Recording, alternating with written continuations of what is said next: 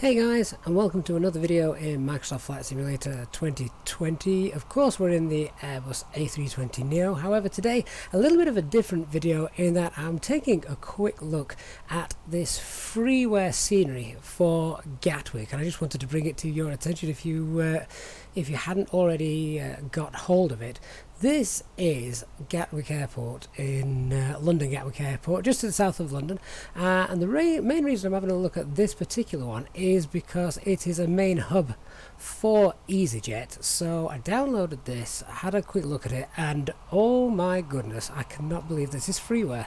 As you can see there, we've got the construction going off just off Pier 6, which is currently happening in real life, and you can see all the gate numbers and stand numbers and things all clearly listed, HSBC on the jetways as well, and it truly is remarkable. Now, for anyone that does fly on VATSIM, then I cannot recommend getting this enough, just because of all the details that are involved, as well as obviously the gate numbers. You've got, or the stand numbers, you've got the air bridge, which you can see just in front of us. Now, you might be wondering, why is that so important? Well, because in the default scenery for Microsoft Flight Simulator 2020, this particular air bridge is not rendered correctly.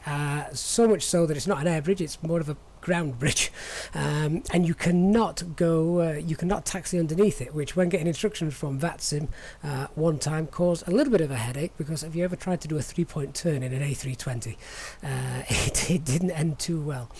But we had a bit of a laugh about it. Of course, the AI from Microsoft and Azobo couldn't render that correctly, but this new freeware scenery has sorted all that out. So what we're going to do is have a quick look around, just showing you some of the levels of detail. I will also pop a link for you to download this in the video description. What you should also know is there's actually two versions of this scenery. One is the one that you're looking at just here, and then there's another more highly detailed version. And really, all that adds is it adds the train line and dynamic scenery. There's the trains moving on there as well. I've not downloaded that one just because that doesn't really make much of a difference to me. To me, what's more important is the fact that we've got the correct taxiways, the correct taxi signs, and of course the correct stand numbers. If you are unfamiliar with Gatwick, then you can get a little bit confused with the taxiways when you get a taxiway routing from VATSIM, especially just down here. If you have a quick look, the way the taxiways are laid out, you can end up taking a wrong routing very easily. I've done it myself, but now we've got all the taxiways marked up very, very clearly, so that's great. Yeah, what we are going to do as well is we need to check the avionics. So we're currently lined up on runway 26 left. We're going to fly a quick circuit of the airport and check that the ILS works, which I know a lot of people have been having issues with third-party content and the ILS not being quite aligned. So we're going to have a look at that today in this wonderful Christmas livery by fly-by-wire. So let's head into the cockpit then. We'll take off, spin her around, and come in for a landing on runway 26 left. I've not really set that much up in the Airbus for this video. As I said, it's just purely to do a quick flight and check out the airport. But from what I've seen, it's got to be one of the best freeware airports on there. So let's take off. And as I say, I'm not really too intent on flying the aircraft correctly. This is a look at this wonderful piece of scenery. So let's just get off the ground. Once we get off, it's going to be a strange takeoff because I've not set or balanced anything or set the trim. We're just rolling down the runway. I don't even think we've got V-speeds calculated at the moment, so apologies for that. So we'll make a left turn, spin round. In fact, do you know what? We'll make a right turn. Then we can have a little bit more view of the airfield, can't we? So we'll get the gear up.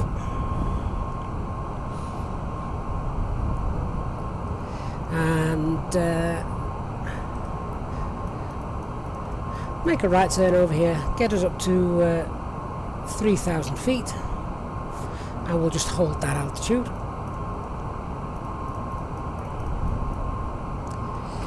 Engage the autopilot. Turn off the ATC.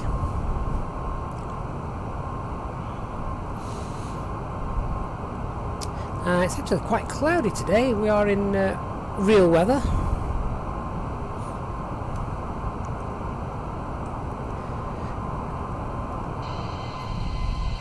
We're not going to see much of Gatwick, are we, actually, in real weather. What that will do, though, is when we do come round for the ILS in a couple of minutes, it should hopefully tell us that we are going to be aligned. If not, we could have an interesting landing. What's happening with this airspeed? This is what happens when you don't set the aircraft up correctly.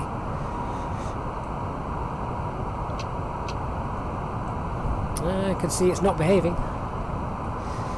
However, it won't matter. Not for the purposes of this video. However, what it does do is will give you a good idea as to why sometimes we get lots of people saying, why is my aircraft doing this, why is my aircraft not doing this, etc, etc. And it's because we've not set it up. I've literally jumped into the cockpit on the runway and you can see the aircraft's not behaving as we all know it can do, and we've seen from live streams and things. So that is why. Just pop us into plan mode. We've got no plan in there either, as you can clearly see.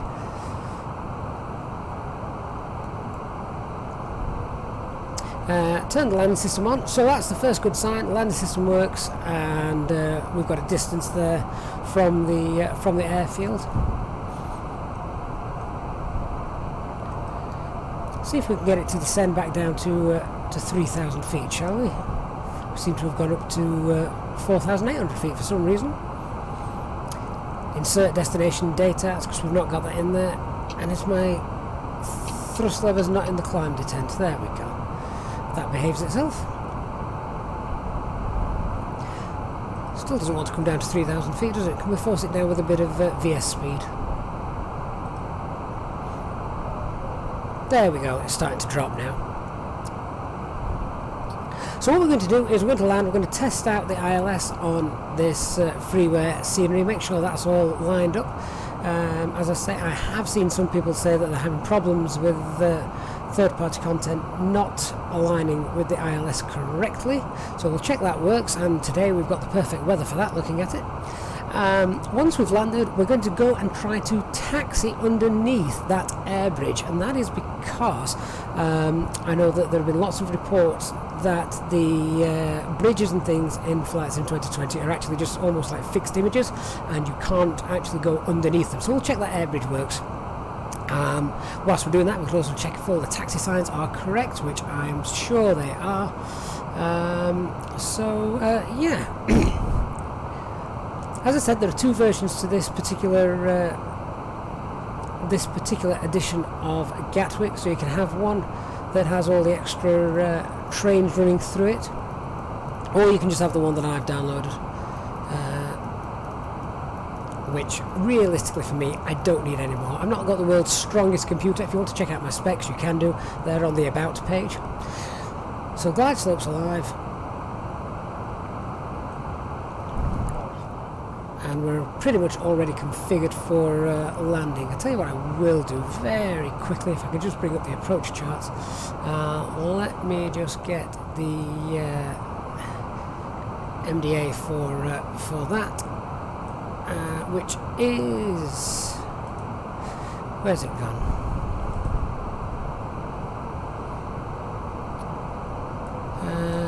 Oh, I seem to have lost my charts for the for Gatwick. Oh well, never mind.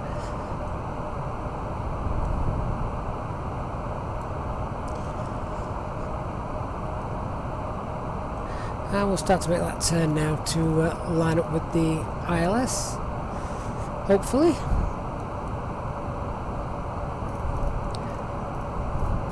So the runway heading is 258. So we'll just cut in at a nice angle. Oh, there we go. We've actually just gone through the localizer there. So we'll see how well it picks up on that.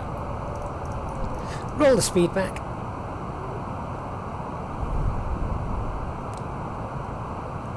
And I've not set this up properly. Can I still enter the approach phase? Let's see what happens if we do that.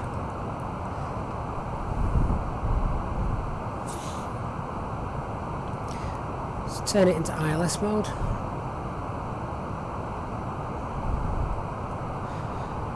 Flaps 1, if we're in the approach phase we can enter manage mode for the speed. So it's tracking the glide slope, which is nice. Localizer is still armed as it's not quite picked it up yet.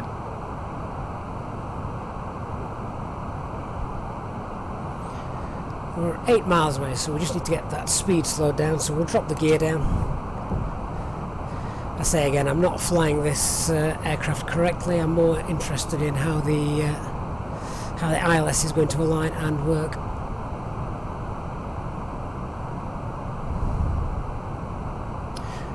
So localizer is now alive and armed, or was armed when I was in localizer capture mode. We can set flaps 2. Gear's already down 6.5 miles away from the airfield. Just starting that left bank a little bit now, isn't it, to hopefully capture that ILS before we come out of the fog.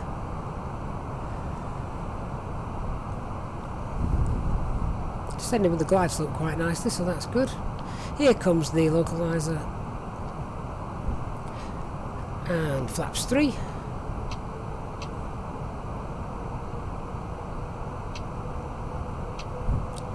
Flaps full.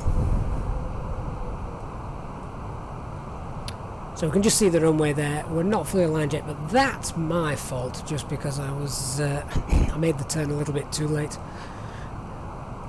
However, it seems to be coming in and lining up quite nicely. A little bit of crabbing in the wind, so that's okay.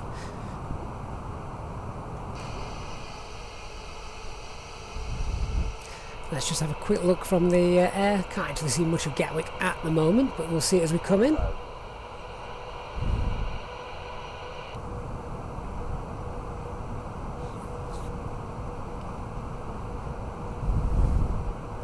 Okay, so we've still got 10 tons of fuel on board because I didn't empty it. That's just the default setting for the flight simulator. So this could be a slightly hard landing, but as long as we survive, we can then taxi around and get underneath that air bridge.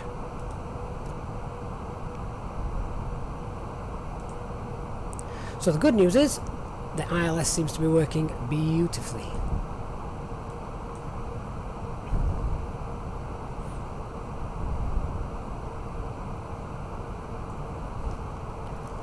Let's take the autopilot off, pop it down, and have a look. And look how much detail you can see now as we've come out of the broke out the clouds. That looks wonderful, doesn't it? I'm spending too much time looking at the scenery rather than the rather than the approach. Never mind.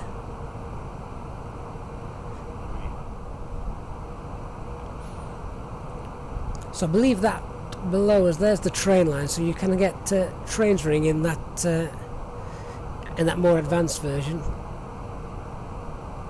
and that's the only difference between the two versions. You've got the added trains running along there.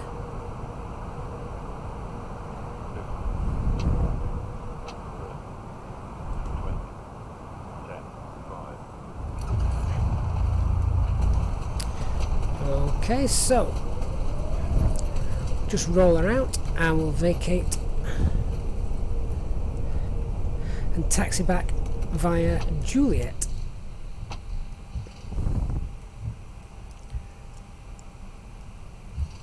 And that looks like aircraft as well in the hangars over there. Look at that. Excellent.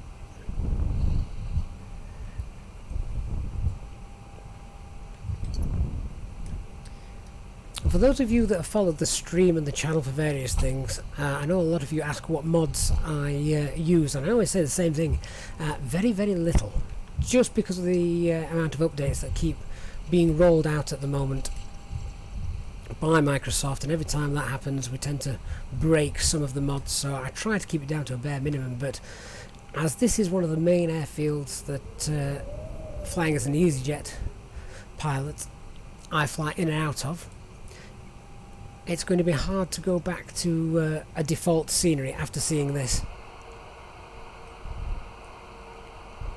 Not only that, Gatwick is probably the most well-staffed airfield on VATSIM in the UK. I think it's one of the airfields that they actually train a lot of their pilots, a lot of their air traffic controllers at. So there's usually always someone online flying into Gatwick. So it's a very, very popular airfield to come into. More popular, I believe, than London Heathrow. So definitely worth having. So we'll vacate here, and what we're going to do is we're going to go and test that air bridge, see what we can get. Don't worry about my poor taxiing. I don't normally taxi in a third-person view. Normally in the cockpit. It's quite difficult when you're not sat in the cockpit. Okay, so let's just have a little look at the signs that are coming up. So this here is, we're on Juliet, that's Sierra just there.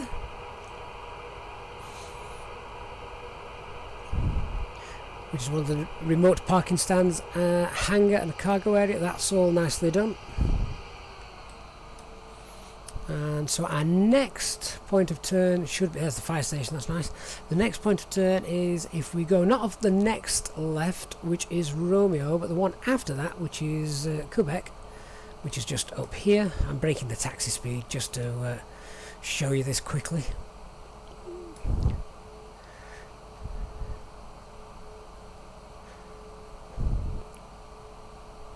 There we go. And the control tower with a little radar spinning around on top as well. That's a neat touch. So all I want to do is get us underneath that taxi bridge and hope that we can taxi under it and we don't hit a invisible brick wall.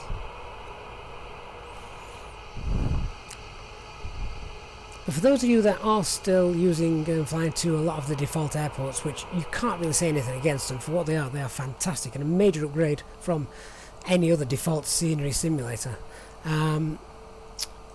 I think the biggest thing that frustrates me, not annoys me, but frustrates me, is the fact that a lot of the parking stands don't always have taxi lines to them, so you kind of, if VATSIM tell you to park somewhere, you're kind of guessing a little bit as to where it is you're going. So here we are on Romeo, as we can quite clearly see with the taxi sign. That's lovely.